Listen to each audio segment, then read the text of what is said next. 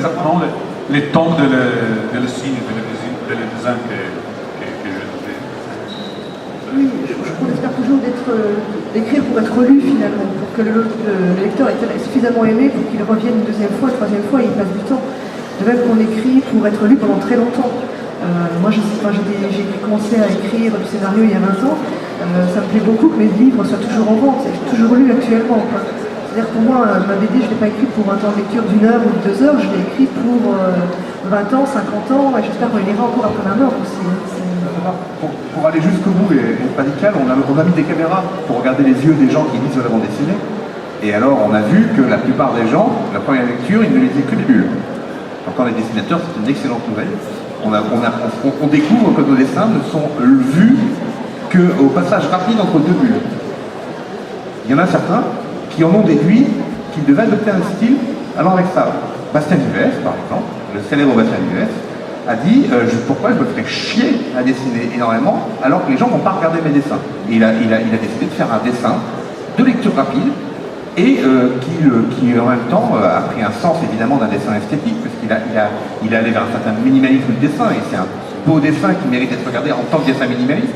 Mais ce choix initial d'aller vers le minimalisme, ça a vraiment été l'idée de se dire à la première lecture, le dessin chargé ne sera à rien. À la première lecture. À la seconde, évidemment, on commence à regarder tout ce dessin.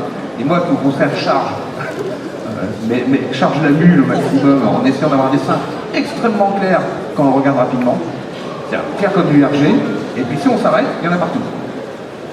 C'est vraiment un choix que je fais d'espérer évidemment la seconde lecture, qui est même pour moi pas une lecture, qui est un feuilletage. Ça, c'est le moment où on regarde le livre d'images. Et je pense qu'il y a beaucoup de gens qui ont lu la bande dessinée qui après feuillettent le livre d'images. Et ça reste des cases particulières, etc. Il y a ce jeu-là. Et puis après, il y a les lectures où on connaît les images, où on relit. Et alors là, on a les images qui sont en mémoire. Alors là, c'est cette espèce de dialogue entre la lecture des dialogues et la mémoire des images. Je pense que c'est la troisième lecture, celle-là, elle est hyper riche. C'est en général celle qui fait qu'un livre devient mémorable, je pense. Est-ce qu'il y a d'autres questions? Alors, est-ce que vous pouvez nous parler de vos projets qui vont prendre de nouveau beaucoup de temps? Un tout petit peu en survol pour les 3 dernières minutes. Après Chrono Squad, parce que du coup Chrono Squad est terminé en 1 an et demi, qu'est-ce que vous allez faire? Alors après Chrono Squad, je vais travailler sur je suis déjà en train de travailler sur un autre livre qui est dans un style complètement différent de Chrono Squad.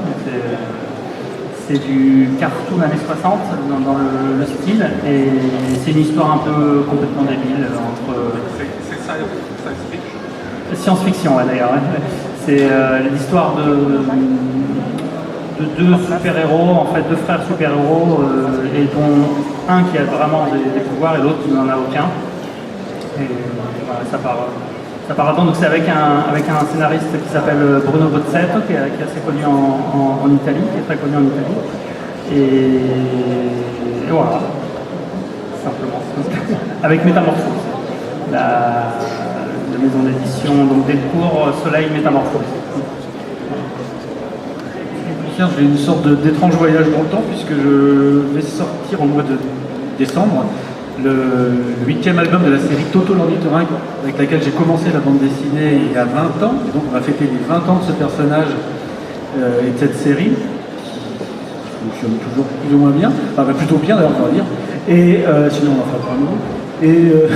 Et moi, du coup, l'expérience assez drôle que j'ai, c'est que j'ai aujourd'hui des papas qui viennent avec leurs enfants et qui disaient « Je lisais votre album quand j'avais 8 ans, et maintenant je l'achète pour mon enfant et tout. » Pour moi, c'est un espèce de truc très très bizarre de dire que, on sent, j'ai fait cette bande dessinée pour des enfants il y a 20 ans, et les enfants qui avaient 7 ans à cette époque-là ont 27, 28 ans, des enfants eux-mêmes, et voilà, c'est un drôle de truc.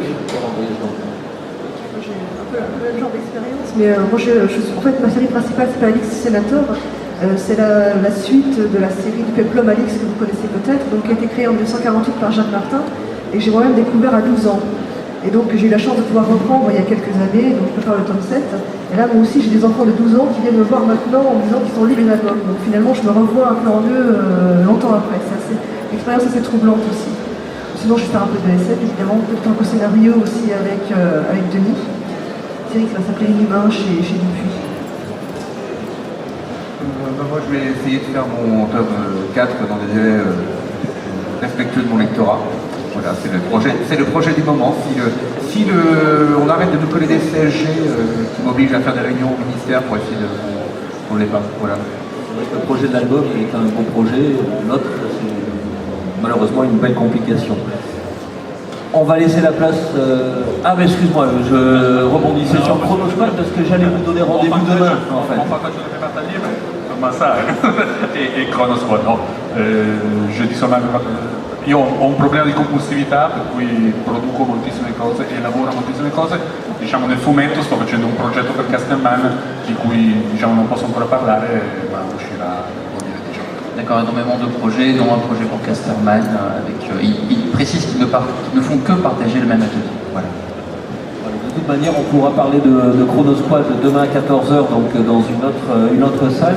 Je vous invite à retrouver ces auteurs sur toute la durée du festival pour des dédicaces et autres. Et je vous remercie d'être présents et merci messieurs dames d'avoir passé ce petit moment en notre compagnie.